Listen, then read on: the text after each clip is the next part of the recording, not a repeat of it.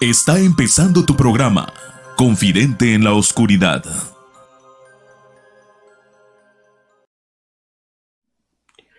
Amigos, ¿qué tal? ¿Qué tal? Muy buenas noches tengan todos ustedes. Sean bienvenidos a un nuevo programa de Confidente en la Oscuridad. Nos atrasamos, bueno, no estuvimos con ustedes un par de semanas nada más por cuestiones de salud, pero hay que cuidarnos también. Pero hemos regresado y tenemos muy buen material para mostrarles a todos ustedes. Me da mucho gusto saludarlos a lo ancho y largo de esta hermosa República Mexicana, a todos los que nos escuchan dentro de este continente americano, en Centro, Sudamérica, en Norteamérica, en Estados Unidos, que nos escuchan mucho, muchísimas gracias. En partes de Europa, España, Italia, Alemania, Francia, que nos escuchan mucho. Un enorme saludo a todos ustedes, muy fraternal. Estamos saliendo de esta pandemia y vamos a echarle muchas ganas para salir de esto de mejor ánimo. Un saludo enorme y me da mucho gusto también saludar aquí a Román. ¿Cómo estás, Román? Buenas.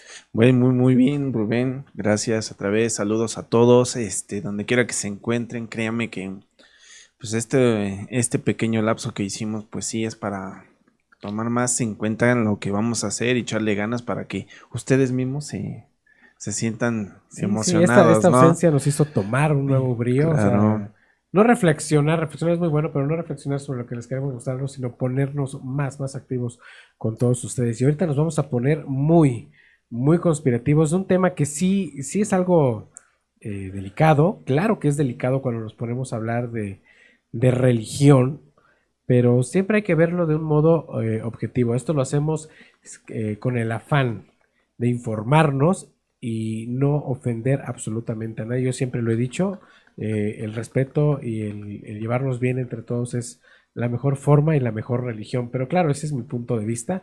Cada quien puede tener la fe que ustedes quieran. Pero hoy sí nos vamos a meter directito con la Iglesia Católica, pero no a ofenderla. Claro que no, porque eso no lo hacemos en este programa, sino a tratar de descubrir esos oscuros secretos que tiene el Vaticano. Es más, podría yo asegurarles que en otras circunstancias muchas personas dirían que estaríamos metiéndonos sobre la religión, pero no es así. Estamos hablando sobre las personas que están dentro del Vaticano, no los que están profesando la religión. Claro. Aclarando eso, o sea, para que no... Tienes mucha razón. Una cosa es religión y otra cosa es la organización. Exactamente. De esa religión. Entonces, nos vamos a basar a lo que hay dentro de la organización. ¿Qué es lo que esconde? ¿Qué es lo que oculta? ¿Qué secretos guarda para nosotros o para la humanidad? Claro, el Vaticano, recuerden que tiene muchísimos secretos. Gran parte de su biblioteca del Vaticano está totalmente cerrada al público. Solo muestran lo que sienten que es perceptible. Todos los archivos papales, muchos están clasificados y no están autorizados para verlos. Es muy difícil verlo. Por ejemplo, digamos, todos los que conocimos de alguna u otra manera a su santidad Juan Pablo II, sus archivos todavía están bajo custodia del Archivo Vaticano y no se pueden abrir hasta 35 años después de la muerte de un papa. Y esto también pasa para los archivos de Juan Pablo II. Pero también hay secretos que tiene el Vaticano, secretos que están a la vista de todos, y esos son de los que vamos a hablar en este momento, en este programa de Confidente en la Oscuridad. El tema, tal cual, es el oscuro Vaticano. ¿Te parece si lo comenzamos, Román? Me parece muy bien. Vamos a ver el siguiente video para que más o menos ustedes entren en el tema que les vamos a proponer. Vamos a ver.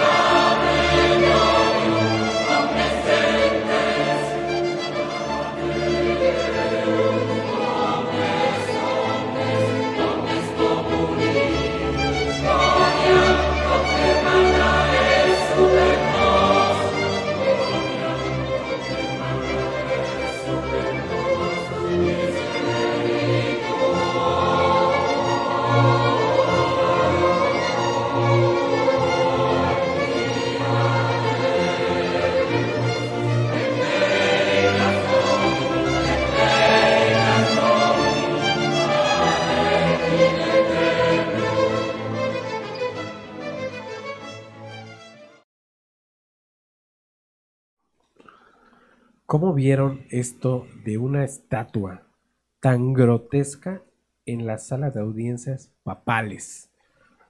Es algo... Es extraño, pero yo lo voy a catalogar por esto. Yo sé que A tú ver. tienes mucha información de esto, Román. Le voy a decir por qué. La escultura de bronce que está atrás de donde el Papa se sienta a dar su audiencia es la sala Amado Neri o algo así. Amado Neni. O Neri, bueno, la sala de audiencias del señor Neri. Tiene una escultura de un Cristo emergiendo de un agujero, de un hoyo, después de una explosión atómica. ¿Esto qué tiene que ver realmente con algo de realmente del catolicismo, de lo que proyecta la religión católica? Absolutamente nada. ¿Es arte? Sí, claro que es arte. O sea, es una cultura, es una escultura, perdón, una efigie que pues no se puede malinterpretar en el sentido artístico. Pero ¿qué nos quiere dar a entender un Cristo emergiendo después de una explosión atómica? Aquí hay un mensaje clarísimo, ¿no? Totalmente. Bueno, desde mi punto de vista. Bueno, empezaríamos por el autor de esta escultura es Pericle Fassini, El señor Pericle el Fassini. cual esta petición fue pedida por Pablo VI en el año 1965 y se culminó en 1971, Sí, aclarando. llevó su tiempo. Sí. Pero lo que quiso plasmar este escultor fue la forma en que supuestamente Jesucristo renacería después de una tercera guerra mundial, entre comillas. O sea, es lo que te decía yo al Ujú. principio, o sea, nos está dando a entender que va a haber un evento próximo donde sería la tercera venida de Jesucristo. Híjole, yo creo que fue una escultura muy adelantada a su tiempo, ¿eh? Y ahí hay muchas comparaciones de esta escultura con la cual la hacen creer que es esto, ¿cómo decirse? Como una especie de ritual satánico. Sí, de hecho le La han dicen comparado con- el trono del diablo, perdón, es la segunda venida del Señor de Jesucristo. Sí. Dije la tercera, no, es la segunda Segunda. venida, la tercera, no sé, la tercera guerra mundial. Sí, sí. Estábamos bien. Pero, o sea, a mí se me hace, me flipa mucho la mente al tener una escultura así dentro del Vaticano. Les dicen, la denominan el trono del diablo, o sea, Sí. pero ahorita vamos a ver realmente por qué la denominan así. Pero es grotesca. A mí se me hace grotesca estar viendo esa escultura y al máximo líder de la Iglesia Católica adelante de ella. O sea, no. O sea, a mí no me llamaría la atención. En la mayoría de iglesias, Sí. templos, basílicas, si ves efigies, ves imágenes, ves a Cristo crucificado, o al Cristo Redentor, o hay una imagen aquí cerca en un municipio que se llama Jalacingo, en el estado de Veracruz, que tiene una imagen que se llama Padre Jesús, que la imagen en sí entorna a la pasión, cuando Cristo va cargando una cruz, que de por sí ya es grotesco. Sí. Todo. Pero esto que estás emergiendo después de una explosión de una bomba atómica me deja mucho que pensar de la Iglesia católica. Pero ¿por qué lo denominan el trono del diablo, Román? Yo creo que en el siguiente video es lo que vamos a ver a continuación, porque si creían que dentro de la sala de audiencias papal esto es lo grotesco, no, hay más. Y vamos a verlo a continuación. El aula Pablo VI o Sala Nervi es el salón de audiencias del Papa, y parte de él se encuentra situado en la Ciudad del Vaticano y la otra en Roma, Italia. El edificio, construido en 1971 por el arquitecto italiano Pier Luigi Nervi, tiene algo escalofriante que se puede observar a simple vista si se pone un poco de atención. Desde el interior, los espectadores que acuden a las audiencias del pontífice pueden ver la cabeza de una serpiente, que ha sido diseñada a propósito, aunque no se haya confirmado oficialmente. Observamos dos vidrieras ovaladas de diferentes colores, una a cada lado del edificio, que se asemejan a los ojos de un reptil, con aspecto rasgado e hipnótico. Si nos fijamos en el techo, parece que las líneas que forman la cabeza confluyen hacia el escenario, que sería la boca abierta de la serpiente, con estructura rectangular, y las 2 columnas blancas con forma de triángulo invertido representarían los colmillos. Todo un conjunto de elementos arquitectónicos que unidos entre sí darían el resultado de una cabeza de serpiente. ¿Es posible que alguien crea que es pura coincidencia? Hay que añadir que la estatua de Cristo que hay en mitad del escenario fue diseñada por Pericle Faccini en 1977. En esta espantosa estatua, que representa a Jesús resurgiendo de un apocalipsis nuclear, podemos ver una confirmación de lo que anteriormente hemos visto. Cuando se mira la estatua de frente, se ve la representación de Cristo, con una cabeza un tanto extraña. Sin embargo, si cambiamos nuestro punto de vista y la observamos de perfil, se distingue claramente la silueta de la serpiente.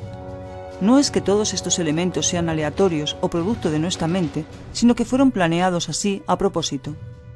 Pero, ¿por qué representar a una serpiente? ¿Por qué cuando habla el Papa es como si lo hiciera en boca de la serpiente?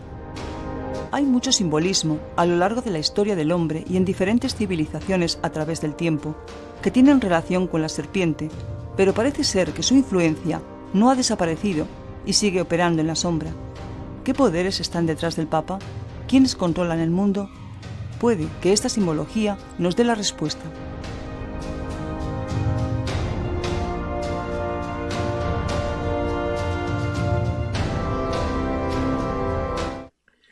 Bien, ¿cómo les quedó el ojo?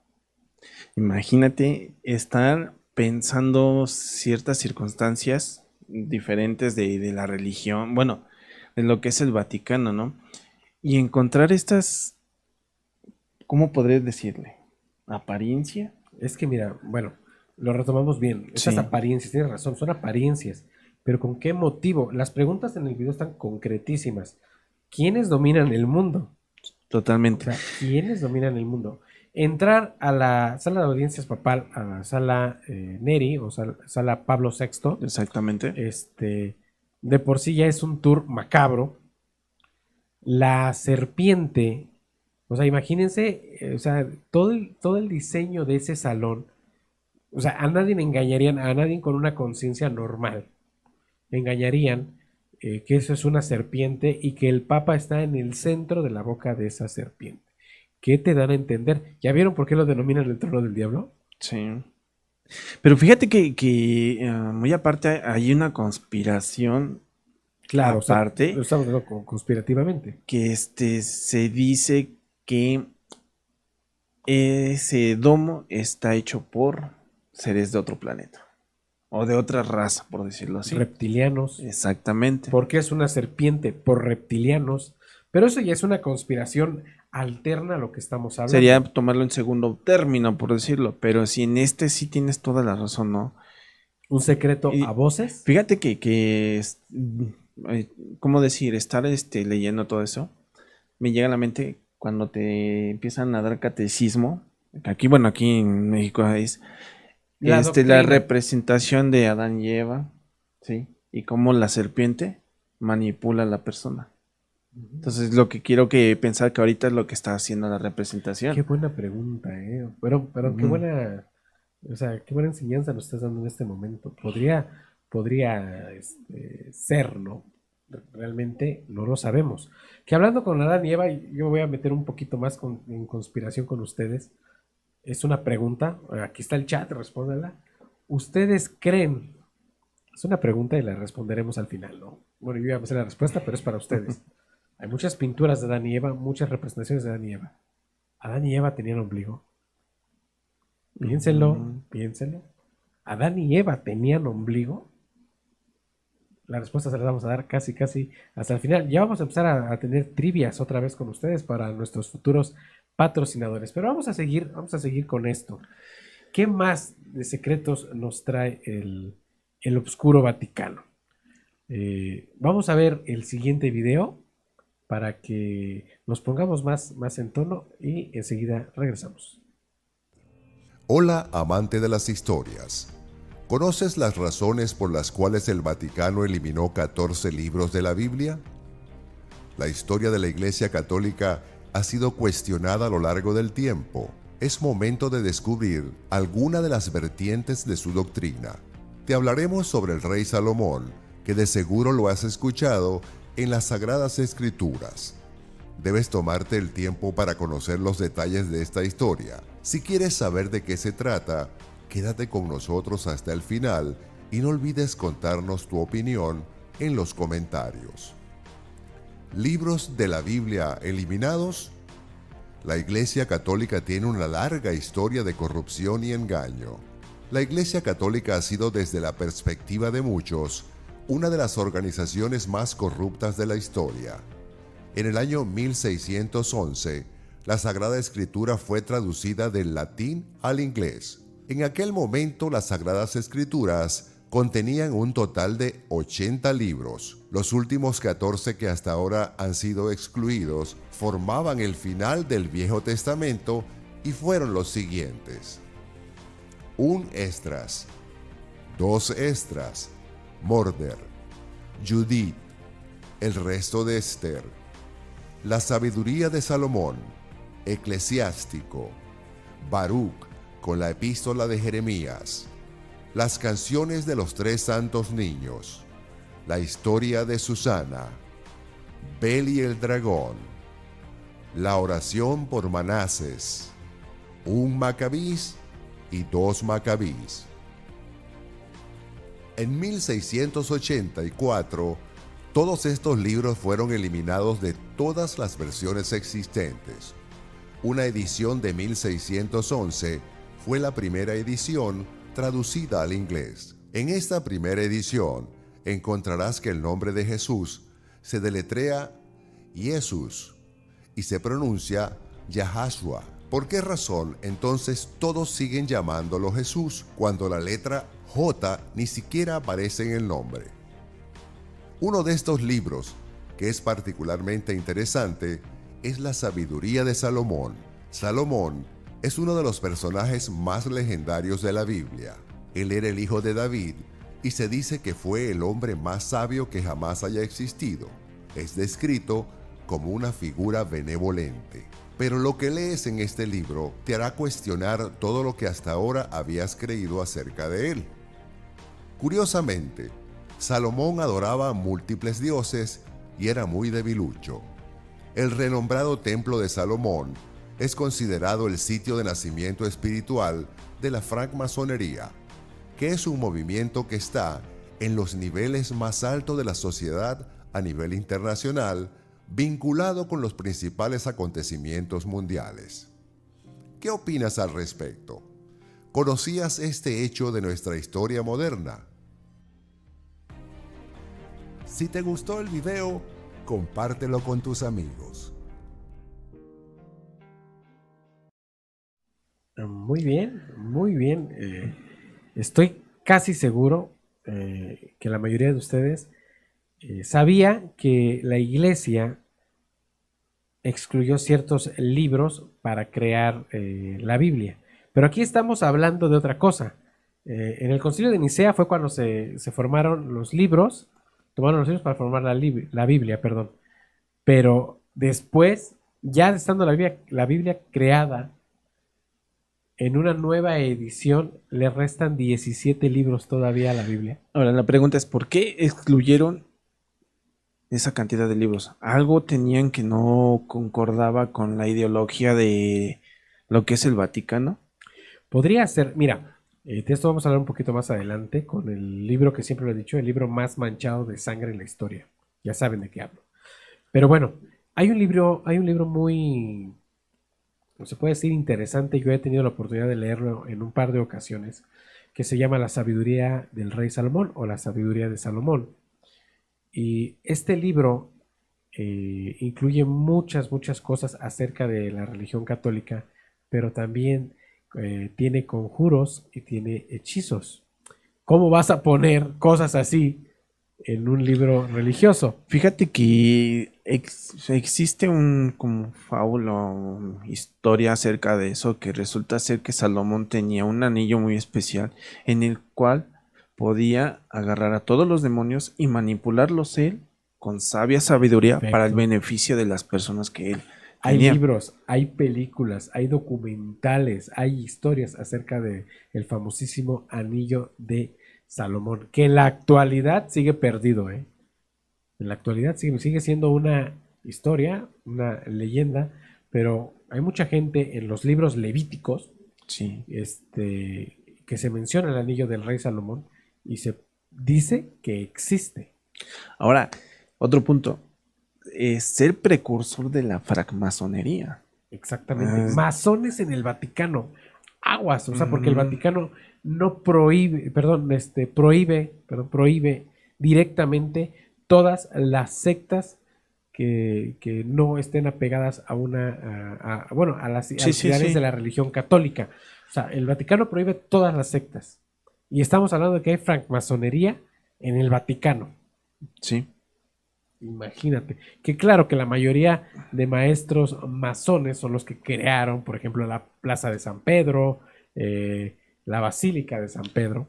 Porque retomaríamos el anterior programa, ¿no? Los masones, básicamente, desde sus inicios fueron los creadores de catedrales. ¿Sí? Da Vinci. Exactamente. Miguel Ángel se decía que era masón, no es comprobable, pero se decía que era masón. Y hay otro secreto aparte de Miguel Ángel. A ver. Mira, no sé qué tanto sea de cierto, ¿no? Pero se especula que Miguel Ángel, cuando el Vaticano le pidió el compromiso de que hiciera sus pinturas. Obras. Que hay una muy famosa de él en la Capilla Sixtina, que es la de la creación, la máxima pintura, Sí. la más exponente de la Capilla Sixtina. Bueno, pues resulta ser que el oscuro secreto que el Vaticano tiene de Miguel Ángel es que él era gay, homosexual. Y ves que en ese entonces el Vaticano explícitamente tenía prohibido tener contacto hasta el día de hoy, ¿eh? Sí, sí. Pero resulta ser, se especula, no sé qué tanto sea de cierto. Pues podría ser probable, realmente no sé. Hay una serie muy buena que yo vi acerca del Papa Alejandro VI, creo, que era el famoso Papa Borgia, y en uno de los capítulos estaba la competencia entre Miguel Ángel y el que acabamos de decir ahorita. Bueno, ¿Borgia? Exactamente, bueno, entre Miguel Ángel y se notaban los rasgos afeminados que tenía Miguel Ángel contra Da Vinci. Entonces, por casualidad, no lo sé. Ahí está para que ustedes lo entiendan. ¿Quién sabe? Podría ser, esa no me la sabía, pero ahorita que recordé esta serie de los Borgia, donde Miguel Ángel y Da Vinci competían para darle la mejor satisfacción en inventos al Papa, en pintura, en arte. Miguel Ángel sí se veía un poco afeminado. Vamos al primer corte comercial. Recuerden, esto es Confidente en la Oscuridad.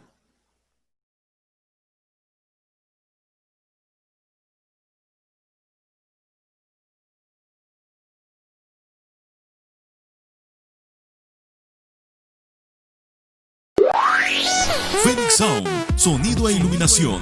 Estamos a tus órdenes para todo tipo de evento social, bautizos, presentaciones, inauguraciones y más. Además, contamos con karaoke. Deja que el poder del beat llegue a tus oídos. Contáctanos a los teléfonos 231-131-2339 y 231-176-9286. Síguenos en Facebook, solo teclea Phoenix Sound, sonido e iluminación y pide tu cotización. Phoenix Sound, feel the beat power.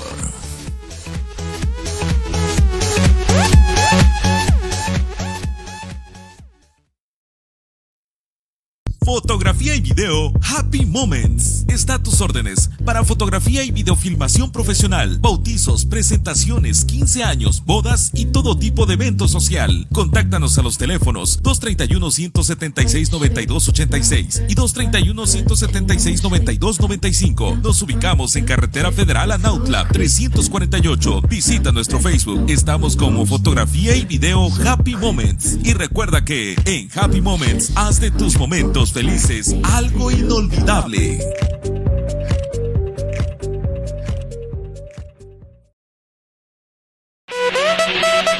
En tu fiesta, no te preocupes por el sonido, por la filmación, ni por el menú. En Banquetes Guisar te brindamos un asesoramiento total en la organización de tu evento. Déjalo en manos de profesionales. Déjalo en manos de expertos. Banquetes Guisar, calidad, elegancia y buen servicio nos definen. Contáctanos al 231-138-0226. Banquetes Guisar, organizadora de eventos. Bien, estas son las prisas de que nos agarran, haciendo cosas checando el material y todo este rollo. Bueno, ya regresamos gracias a nuestros patrocinadores. Próximamente vamos a tener sorpresitas de ellos. Seguimos hablando del Oscuro Vaticano. Y como les dije anteriormente, ya hablamos de los libros que están prohibidos, pero también el Vaticano fue creador, y lo digo así, creador de uno de los libros más manchados de sangre en la historia. Esto es real, esto es histórico. Manchados de sangre en la historia. Un libro que causó genocidios totales hacia el sexo femenino. Genocidio es una palabra muy fuerte, pero realmente por todas las muertes que causó, sí me atrevo a decirlo. Sí, totalmente de acuerdo. Este libro corrobora muchas teorías que en su tiempo ellos creían demasiado. Y lógicamente se avanzaron en contra de las mujeres, que en ese tiempo las mujeres ya era el sexo más fuerte. A ver, vamos a hablarlo, pero ¿por qué sucede esto con este libro? El título del libro, muchos de ustedes lo conocen, es en latín el Malleus Maleficarum, o el Martillo de las Brujas, o Mazo de las Brujas. ¿Por qué pasa esto con este libro? Bueno, todo viene en la conspiración desde la época de Jesús, donde supuestamente Jesús le cede el mando de su iglesia a María Magdalena. Esto es dentro de un texto apócrifo.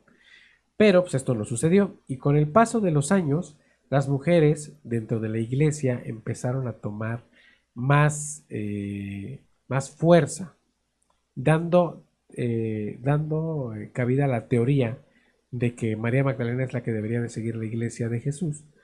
Entonces ellos, viéndose amenazados por que las mujeres quisieran tomar el control de la iglesia, las empezaron a tachar de brujas. O sea, y de unas consecuencias muy ridículas, que si te pincho con una aguja en un lunar y te sale sangre, eres bruja. Fíjate que este libro fue hecho por Heinrich Kramer y tal vez Jacob Springer. Sí. Parece que fue en el año 1480 y tantos, por ahí así. Sí, en los años 1400. En el cual ellos estipularon las 3 divisiones de este libro, ¿no? Cómo poder, filosóficamente el argumento de cómo poder sostener que esta persona es una bruja, ¿no? Exactamente. Pero fue creado exactamente para que a los magistrados, a los encargados de juzgar, se dieran cuenta que estaban tratando con una bruja. Esto es algo macabro en cierto punto, porque decían, fíjense, tomaban mujeres al por mayor. Si una mujer, por ejemplo, y pasa hoy en día, te sientes mal del estómago y te hacen un tecito de manzanilla, en aquellos, pensemos con la racionalidad de aquellas épocas, te daban un tecito de manzanilla para curarte de la panza, del estómago, para que ya no te sintieras mal. Eso te podría causar que te acusaran de brujería, porque estás causando un alivio. ¿Con qué? Fíjate que hay una parte de este libro en el cual decía que si al nacer un niño o una niña, explícitamente una niña, Sí. nacía con unos lunares diferentes a los que decía el libro, automáticamente ya estaba condenada a morir en ese momento. Qué bárbaro. Bueno, vamos a ver de lo que es el Malleus Maleficarum, y enseguida seguimos hablando más de este interesante libro. Actualmente, las brujas pueden parecernos simples ideas de disfraces o tramas de películas de terror, pero en su momento fueron también una de las herramientas más poderosas para infundir miedo y mantener el control de la Iglesia Católica sobre la población entre los siglos XV y XIX. En este contexto nace el Malleus Maleficarum, una obra escrita por los inquisidores Heinrich Kramer y Jacob Springer.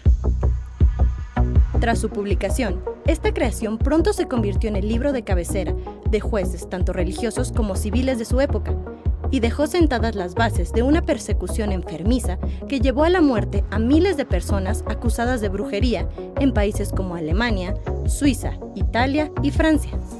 De naturaleza misógina, las principales víctimas de estas acusaciones fueron mujeres, ya que, de acuerdo con el Malleus, las mujeres son débiles en las fuerzas del cuerpo y del alma, y poseen el defecto de no querer ser gobernadas por el hombre. Como mujer, algunas de las razones por las que se te podía acusar de brujería eran ser partera, ser yerbera, realizar ungüentos, salir de casa por las noches, tener un cuerpo atractivo, ser de carácter fuerte, tener disposición para organizar y o mandar, desviarse de la forma de vida tradicional que llevara su pueblo o aldea. Incluso las características físicas de nacimiento podían llevarte directo a la hoguera. Tener lunares, cicatrices o alguna característica considerada anormal podía llevarte a un juicio por hechicería. Para dicho juicio se requería un punzador, una persona cuyo cometido consistía en punzar las marcas que la acusada poseyera en el cuerpo. Si no sangraban, la sospechosa era automáticamente condenada por brujería. Un punzador llegó a confesar haber causado la muerte de más de 220 mujeres en Inglaterra y Escocia, a cambio de 20 chelines, 31 pesos mexicanos, por cada una. Según diversos autores e investigadores, como Romerman, la cifra de víctimas asesinadas por presuntamente practicar brujería podría ascender a 8 millones entre los siglos XV y XIX. Estas fueron ajusticiadas en la hoguera, mediante tortura, degollamiento, estrangulamiento, descuartización, la horca o la prueba del agua, que consistía en atar de pies y manos a las sospechosas y arrojarlas al agua. Si se ahogaban, eran inocentes, pero si no, demostraban ser brujas y se les condenaba a muerte.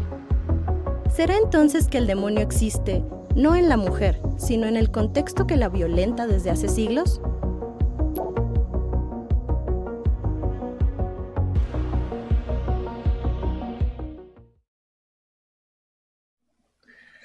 Bien, por lo visto no podemos jugarle una broma a nuestra productora general, pero en fin, vamos a seguirlo intentando. Está muy seria, sí, categóricamente bien hecho su trabajo. Bien, regresamos. A ver, Román, ¿qué te pareció esto del Malleus Maleficarum? Mira, totalmente, sin palabras, ¿no? ¿Cómo el Vaticano empezó a crear este tipo de conflictos en base a lo que te había comentado, ¿no? Que la mujer se empezaba a volver más fuerte, ¿no? El video lo dice explícitamente, o sea, una mujer de carácter fuerte, una mujer que no le gustaba seguir las órdenes conforme a su época contra el marido o las familias o el pueblo, sí. Pues eso ya era de eres bruja y ya. Fíjense que mucha gente también se libró de eso, así de si a mí me caía mal una persona, sigo hablando con la racionalidad de aquellos años, una mujer me caía mal, o yo quería estar con una mujer y la mujer no me lo permitió, pues Tomás decía, ¿sabes qué? Bruja, y me ponía yo a gritar, tal persona es bruja, a media calle, y eso hacía que la mataran. Bueno, sácame de una duda, hay otro, ¿cómo decirle? De esas épocas otro paralelo que se dice, no me consta ni no puedo asegurar, pero se dice que cuando empezaba la cacería de brujas, era porque supuestamente una mujer se estaba postulando como papa. Bueno, el Vaticano tuvo 2 mujeres papas. Entonces, de ahí empezó el ataque a mujeres. Sí, lo dije al comienzo, ¿no? De ahí empezó el ataque a mujeres. Si no lo saben, no tengo el nombre aquí, pero sí lo recuerdo perfectamente porque lo leí por ahí de los años 900 después de Cristo, en un recorrido del Papa o de la papisa. Sí. Pegó un grito ensordecedor, estremecedor y dio a luz a la mitad de la plaza. Imagínense, un papa dando a luz. Y esto es real, esto no es un cuento, esto es real, esto está documentado en la historia oscura del Vaticano. Pero una cosa son los secretos y otra cosa es la historia oscura. Sí, sí. Pero en fin, sí, Roma, tienes razón contestando tu pregunta. Para eso fue la cacería de brujas, entre comillas brujas, para tratar de doblegar al sexo femenino, de que no se metiera en los asuntos de la iglesia. Esto es terrible. Y lo sigo diciendo, el Malleus Maleficarum, las cifras que tiene de muertes hacia el sexo femenino es horrible. Ahora, pagar 31 pesos, hoy en la actualidad 31 pesos mexicanos por deshacerte de una mujer, qué horror. O sea, ni los cárteles hoy en día. Ahora, y estamos contando nada más puras mujeres. Sí, bueno, se dedicó a mujeres, que también hubo hombres. ¿Hombres? Sí. pero en una minoría, ¿no? Algo muy Sí, también te decía yo que atacaban mucho a lo que eran los niños, en especial las niñas, ¿no? También Es que, atacaban sí. mucho, te decía, por ciertos detalles que no les parecían y ellos creían que ya eran brujas. ¿Qué El Vaticano tan- tiene estos detalles, detalles mórbidos dentro de su historia, que ha habido mujeres en el trono papal, sí, que ha habido niños, sí, sí ha habido niños en el trono papal, niños que se pensaban en aquel entonces que eran designados directamente por el dedo de Dios, claro. Sí. Y esto no es, esto es historia, o sea, pueden seguirlo como historia. ¿Tienen algún detallito que se nos esté pasando del Vaticano? Pues aquí pónganlo en los comentarios y nosotros lo estamos contestando inmediatamente. Aquí ya estamos, aquí con el chat. Vamos a ver nuestro siguiente material y enseguida regresamos. El vicario de Cristo, el sumo pontífice, es un cargo dentro de la Iglesia Católica que lleva pasando de papa en papa desde Pedro el Apóstol, primero en el cargo, instituido por el mismo Jesucristo. Durante todos estos siglos ha habido papas de todo tipo, piadosos, benevolentes, malvados, asesinos, lujuriosos, etc., lo cual ha puesto en entredicho muchas veces la divinidad con la que dice actuar la propia Iglesia. Pero el tema que nos concierne hoy es posiblemente de lo más raro y extraño que haya sucedido en la Santa Sede, que involucraría el posible asesinato de un santo padre en pleno siglo XX. 6 de agosto del año 1978. El Papa Pablo VI muere y se inicia el periodo de sede vacante para elegir un sucesor. Después de 3 votaciones fallidas, a la cuarta se elige nuevo Papa el 26 de agosto. El entonces patriarca de Venecia, Albino Luciani, se convierte en Juan Pablo I, algo que satisface a las dos facciones que había en el cónclave en ese momento, los conservadores y los liberales del Concilio Vaticano II. Juan Pablo I empezó entonces una serie de acciones que bien fueron muy aplaudidas por muchos, pero también muy despreciadas por otros. Para empezar, rechazó usar la silla gestatoria hasta que tuvo que ceder, pues era necesaria para que los fieles pudieran verle. Además, en un rezo de Ángelus del 10 de septiembre de 1978, proclamó la siguiente frase: Dios es Padre, y más aún, es Madre, algo bastante controversial entre algunos fieles. Este ambiente de cambio, de regeneración y sobre todo de tiempos nuevos en el Vaticano se vio truncado el 29 de septiembre de 1978, 33 días después de su elección como Papa. Juan Pablo fue encontrado muerto, según las autoridades eclesiásticas, por un infarto. Cuando un Papa fallece, no se le practica autopsia, por lo cual no se pudo verificar esa versión. Pero años más tarde, la familia del sumo pontífice declaró que sí se le realizó autopsia, lo cual generó un debate que todavía no se ha aclarado. El comunicado oficial informó que falleció de un infarto. Este es su comunicado. Esta mañana, 29 de septiembre de 1978, alrededor de las 5:30 am, el secretario particular del Papa, sin haberle encontrado en la capilla como es su costumbre, le buscó en su habitación y le ha encontrado muerto en la cama, con la luz prendida como si todavía leyese. El médico Renato Buzzonetti, que acudió inmediatamente, ha constatado su muerte. Acaecía probablemente hacia las 23:00 pm del día anterior, a causa de un infarto agudo de miocardio. Según algunas teorías, se dice que Juan Pablo I fue envenenado por las reformas que podría emprender en la Iglesia. Hay quien dice que fue el FBI o la KGB, pero la teoría que más fuerza tiene es que una rama de los Illuminati infiltrada en las altas esferas fue quien la asesinó. Pero todo esto siguen siendo solo teorías de la conspiración, avivadas por el pueblo. Fue declarado siervo de Dios por su sucesor, Juan Pablo II, el 23 de noviembre de 2003. Este es el primer paso en el camino a la santidad. El Papa Francisco I confirmó su virtud heroica el 8 de noviembre de 2017 y le proclamó venerable.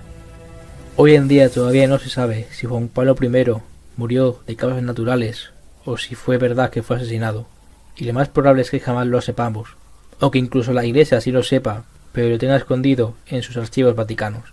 Este es uno de los grandes misterios que todavía recae sobre la Iglesia Católica.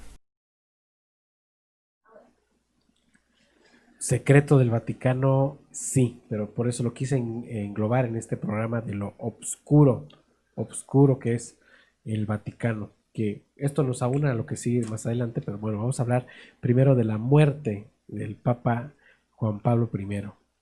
Tristísimo. Sí, fue yo creo que de uno de los papas más queridos a su corta, A su tiempo, solo 33 días en el papado. Imagínense eso.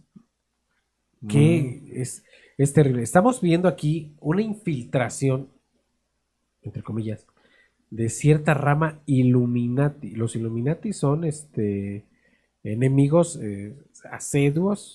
acérrimos de la Iglesia Católica. Y eso no lo digo yo, también lo dice la historia, por cuestiones de la limpieza, de la purga. Hay una época, dentro de la iglesia que se llama la purga, donde la iglesia castigó, torturó y mató a muchos seres declarados Illuminatis, y eso lo único que creó es a gente Illuminati, gente de esa secta más agresiva, y se declara la guerra la iglesia católica, los católicos contra los Illuminati. Esa es la historia, muy poquísimas palabras, pero que se metan a asesinar un papa, porque la historia dice que falleció de un infarto.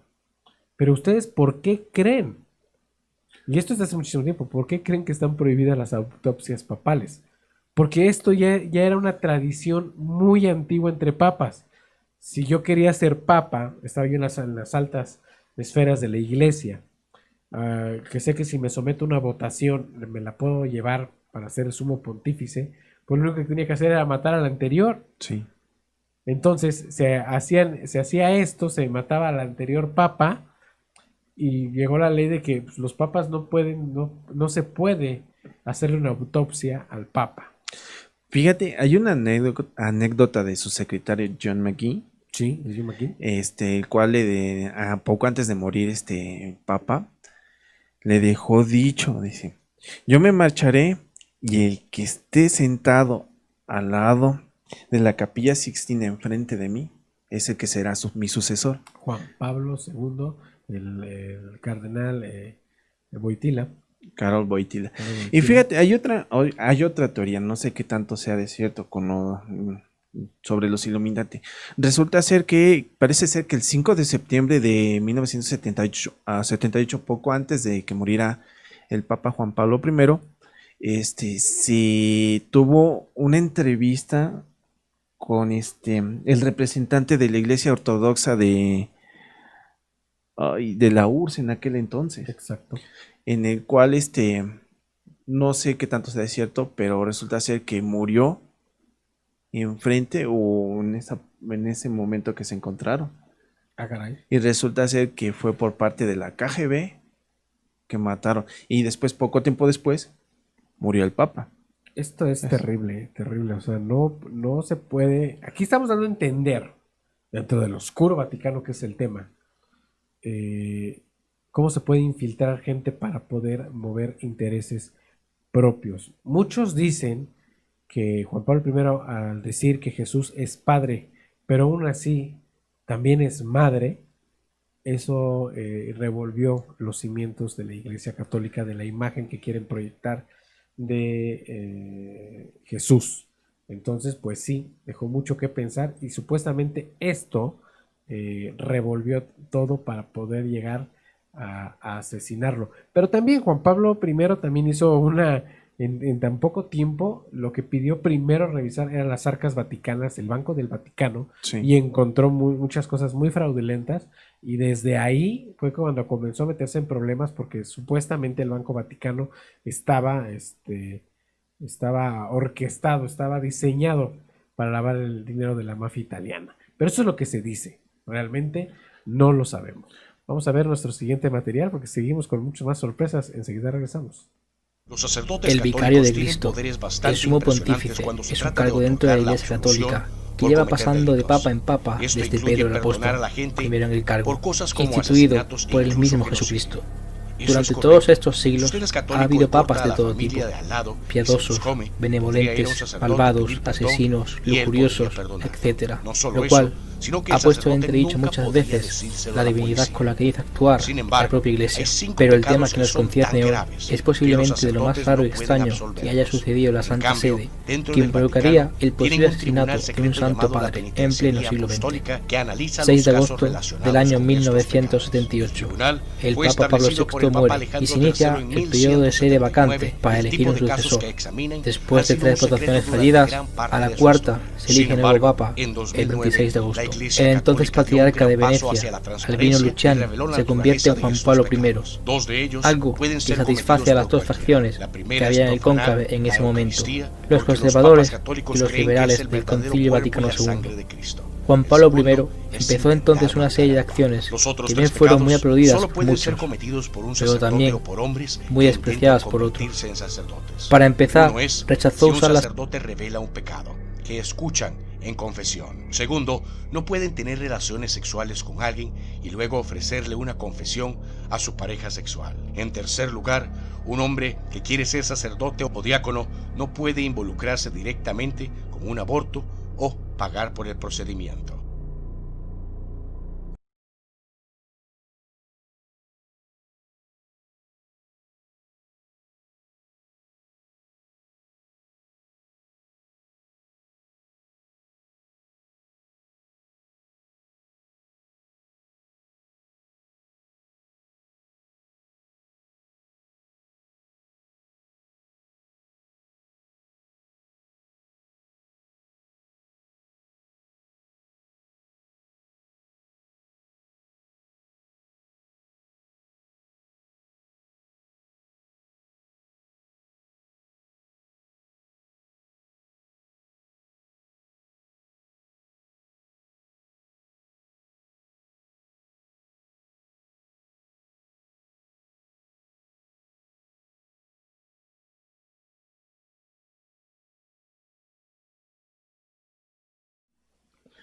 Bien, pues en este video se relaciona con el anterior. Los 5 pecados que no pueden ser perdonados por un sacerdote. Solo el Vaticano, en este caso el Papa, es el único que los puede absolver, pero exclusivamente estos 5 pecados. O sea, hay una organización dentro del Vaticano que se llama la penitenciaría. Ahí es donde solo estos pecados pueden ser juzgados y absueltos por el mismísimo Papa. Hoy en la actualidad, el Papa Francisco es el sumo pontífice, claro. Es el que está en la parte de arriba. El más alto, claro. Luego seguiría el penitenciario mayor, que es cardenal Mauro Piacenza. Y el regente que te había dicho que era el presbítero Christoph Joseph Nikkei, creo. Andamos mal en italiano, pero bueno, lo vamos a entender muy bien. Imagínense, hablamos de la muerte de Juan Pablo I. Se supone que cometieron un pecado imperdonable al asesinarlo. Un pecado que no tiene perdón. Sí.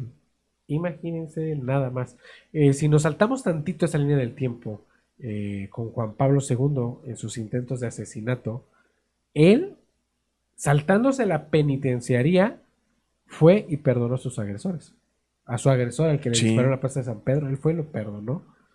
O sea, ahí estamos hablando de que el Papa es el único que puede perdonar esos cinco pecados. Ahora, estamos hablando del celibato.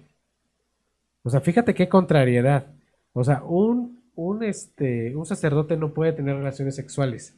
Y si las tiene, no debe de confesar un secreto hecho en confesión.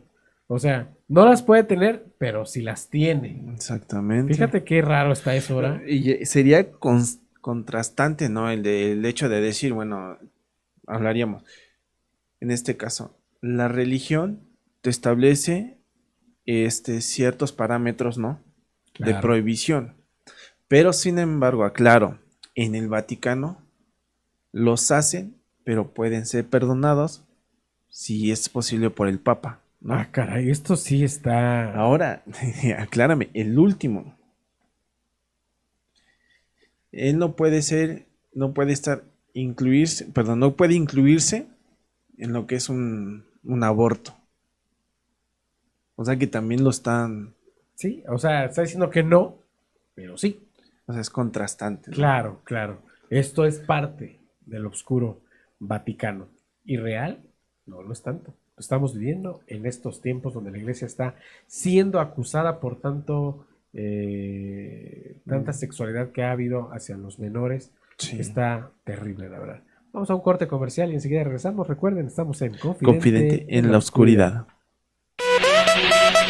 En tu fiesta, no te preocupes por el sonido, por la filmación, ni por el menú. En Banquetes Guisar te brindamos un asesoramiento total en la organización de tu evento. Déjalo en manos de profesionales. Déjalo en manos de expertos. Banquetes Guisar, calidad, elegancia y buen servicio nos definen. Contáctanos al 231-138-0226. Banquetes Guisar, organizadora de eventos. Fotografía y video Happy Moments. Está a tus órdenes para fotografía y videofilmación profesional, bautizos, presentaciones, 15 años, bodas y todo tipo de evento social. Contáctanos a los teléfonos 231-176-9286 y 231-176-9295. Nos ubicamos en Carretera Federal a Nautla 348. Visita nuestro Facebook. Estamos como Fotografía y Video Happy Moments. Y recuerda que en Happy Moments haz de tus momentos felices algo inolvidable.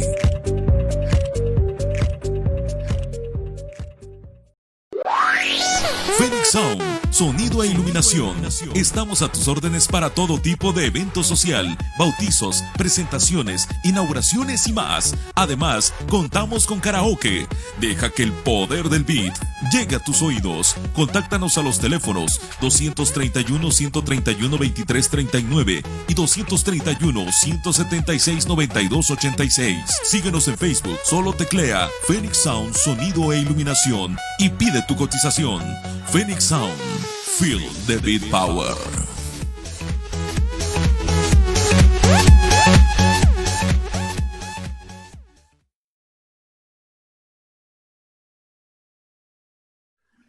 Bien, pues nuevamente un agradecimiento especial a nuestros patrocinadores, ya que sin ellos no podemos hacer posible este programa. Seguimos con esto del obscuro Vaticano, que está interesante. Sí. el tema. Bien, ¿alguna vez escuchamos hablar acerca del cronovisor, Román? En algún momento sí. ¿Ustedes creen, como en las películas llega a pasar, en películas, aclaro, que la Iglesia Católica se metió tanto esta idea en la cabeza de poder viajar en el tiempo? Pues sí tuvo esa idea y sí lo realizó, entre comillas. Inventó una máquina llamada el cronovisor, que a través de audio, por frecuencias de audio, se puede viajar al pasado y retratar imágenes del pasado vivido anteriormente. Y esto fue orquestado desde las más escondidas esferas de la Iglesia Católica. Sí. Y Vamos. pensar que Sí, perdón. su creador, mismo miembro del Vaticano, ¿sí? Estamos hablando de Marcello Ernetti Pellegrino. Sí, el científico, maestro y diácono también, el maestro Pellegrini, orquestador también de un despilfarro de dinero para poder inventar esta máquina. Pero vamos a ver el siguiente material para que sepan de qué les estamos hablando y enseguida llegamos y lo desmenuzamos también. Vamos a ver. El cronovisor o la máquina visionadora del pasado fue un proyecto científico desarrollado por un grupo de sacerdotes, encabezado por el padre Marcello Ernetti.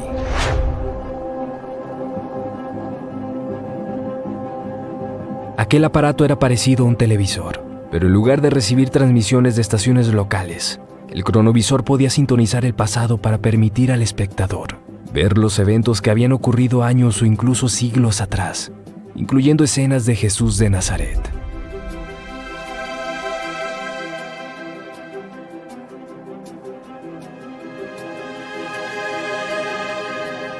Según las descripciones aportadas, La máquina funcionaba mediante la detección de todas las imágenes y sonidos que la humanidad había hecho y que se encontraban flotando en el espacio.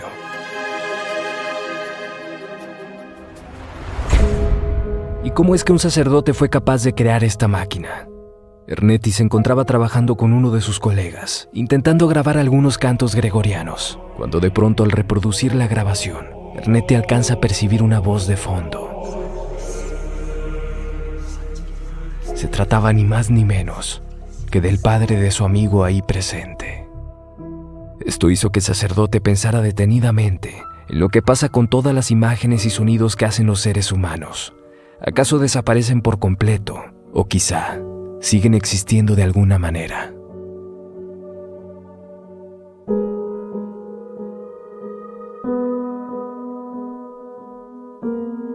Es entonces que Ernetti se dispuso a reunir a 12 científicos y trabajar en el proyecto de la visión en el tiempo, entre los que destacan Enrico Fermi, uno de los diseñadores de la primera bomba atómica,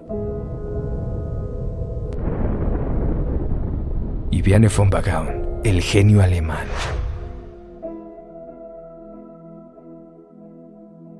Supuestamente el equipo que dirigió el proyecto había visto los últimos días de Jesús en su totalidad, desde la última cena con sus momentos incluso de agonía final, y sobre todo habían podido capturar el momento mediante una instantánea como prueba, misma que podrán observar en pantalla.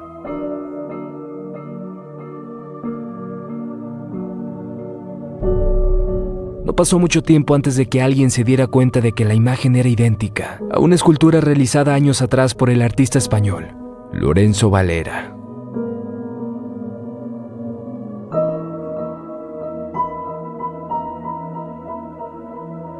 Curiosamente, después de esta revelación, el padre Ernetti no habló más acerca de la fotografía ni el cronovisor.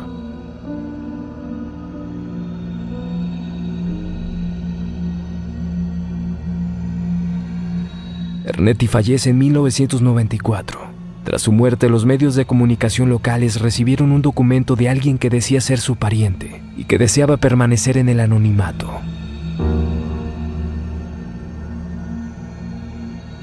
El documento hablaba de cómo Ernetti, antes de morir, confesó que la noticia de aquella fotografía era totalmente falsa y que únicamente la había replicado. Pero todo esto porque había sido obligado por altos miembros del Vaticano para que de alguna manera el descubrimiento del cronovisor pareciera ser algo ficticio y sin sentido.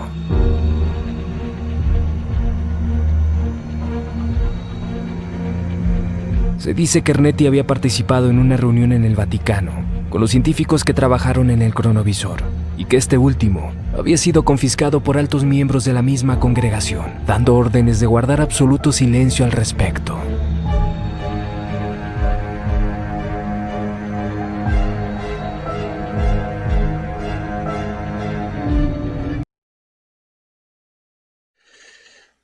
Bien, el famoso cronovisor.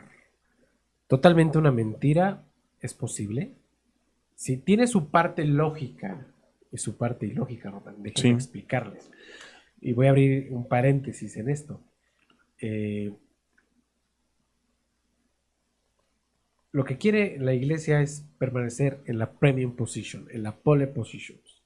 O sea, ser el número uno. Y con eso capta, haciendo todo este tipo de cosas para que lleguen más a adaptarse a lo que es realmente una vida religiosa y saber que Jesús es el único camino. Eso es lo que promueve la Iglesia Católica. Hace algunos años hicieron las pruebas de carbono 14 a la ciudad de Turín, que ya hablamos de él, para poder capturar nuevamente esa premium position y no lo lograron. Pero en fin, en la capilla en Escocia, en la capilla que se habla mucho en este libro que se llama El Código Da Vinci, en la capilla de la cual se habla ahí, que es Rose Chaplain, hay ciertos cuadros en cada una de las efigies de los pilares que semejan sonidos. Esto es descubierto por un científico de la NASA, y se dice que cuando con estos sonidos, con estas notas musicales, cuando las armas, se crea un portal a una dimensión desconocida para poder viajar en el tiempo.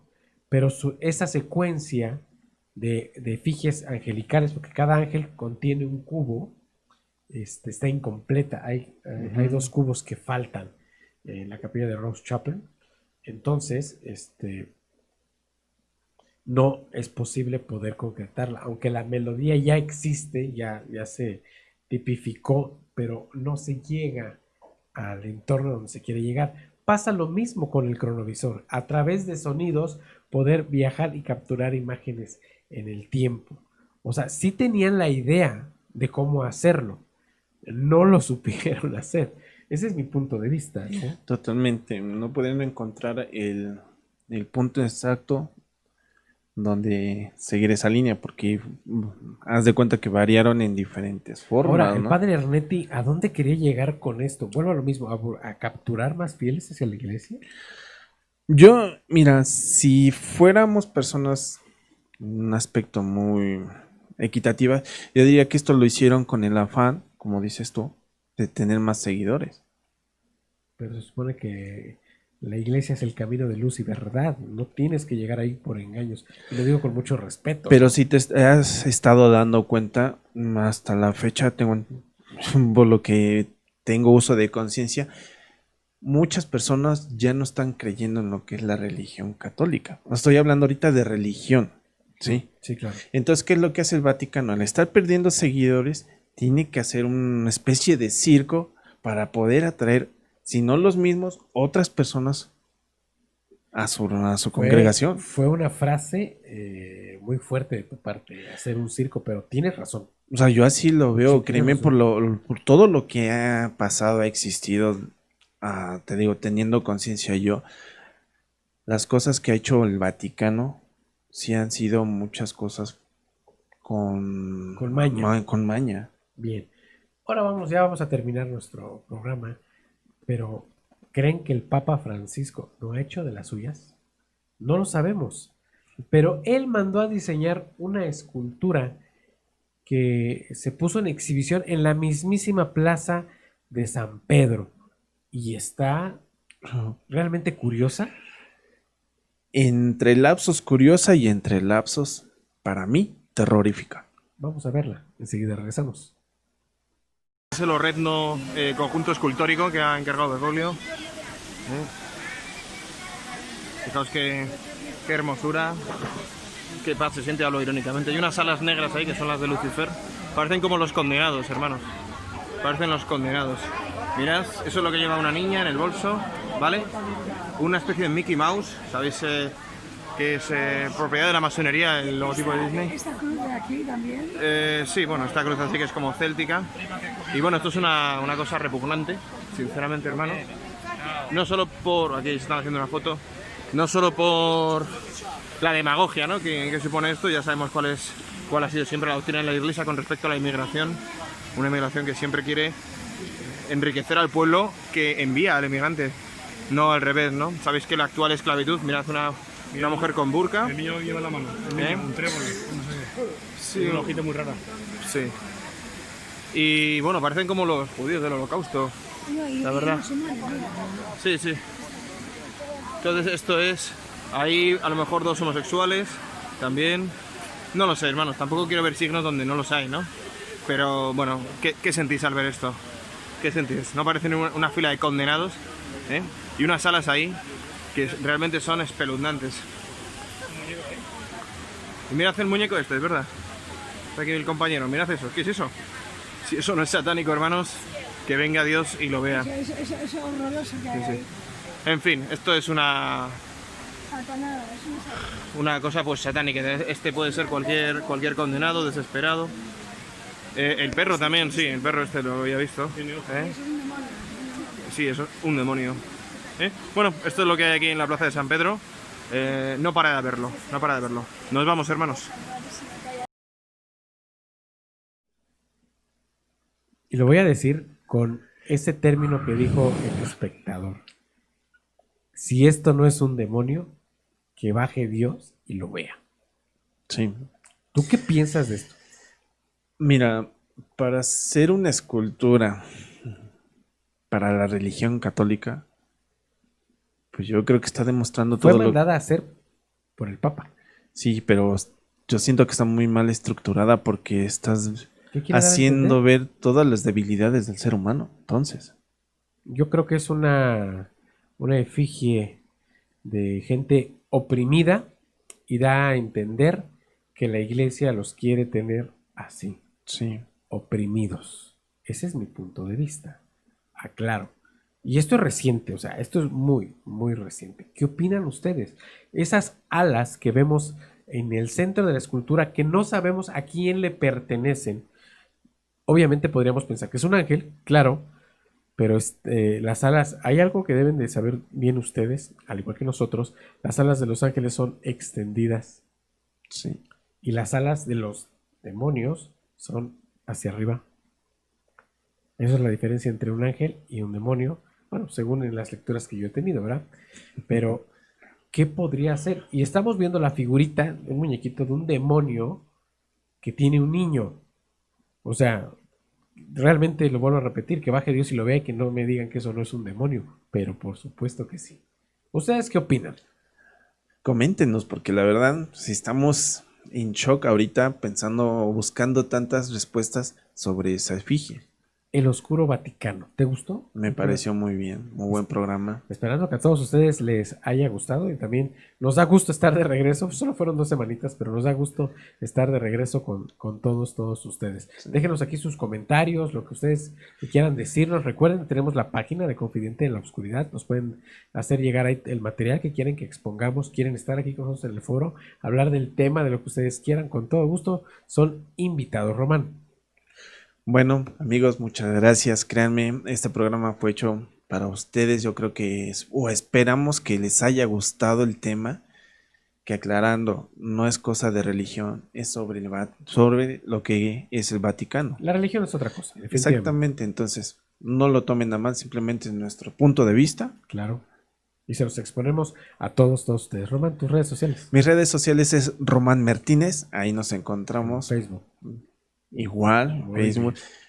Entonces ya saben, estamos para servirles. Recuerden que nosotros agradecemos a Radio Anime por el espacio otorgado para la realización y producción de este programa, el cual también ya está alojado en nuestra plataforma personal de podcast en Anchor FM. Pueden entrar a Anchor o en Google, nos buscan como Confidente en la Oscuridad y van a encontrar este y todos los programas de las temporadas anteriores. Listos para escucharlos y descargarlos. Apóyenos mucho. Mi nombre es Rubén Canela. Recuerden, yo estoy en todas mis redes sociales como Rubasmor. Me dio mucho gusto haber estado con ustedes. Román también. Esto fue Confidente en la Oscuridad. Nos vemos en la próxima.